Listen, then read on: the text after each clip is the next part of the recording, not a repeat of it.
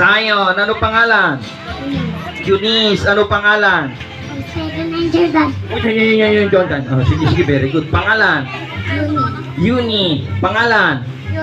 Jory. Okay, palakpakan nyo muna mga sarili nyo. Ang gagaling nyo sumagot. Okay, ako muna teacher nyo sa araw na to. Ha? Ano ba ginagawa ng teacher?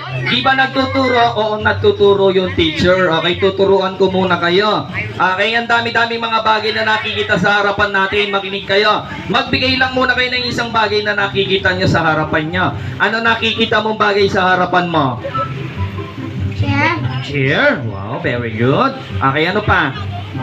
Mga tao. Mga siguro pwede na si mami tsaka si daddy, bagay silang dalawa. Okay, anong bagay nakikita mo? Chair? O sige, pwede na rin chair. Ano pa?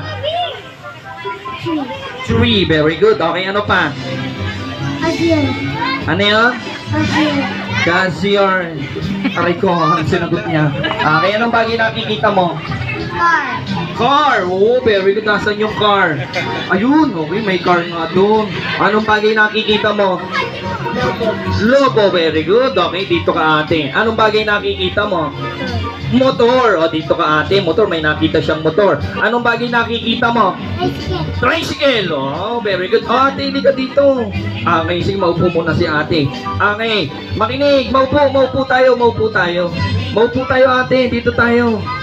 Ayan. Okay, dito ka kuya. Maupo. Yan, tayo. Okay, makinig kayo. Palitan natin yung ating category.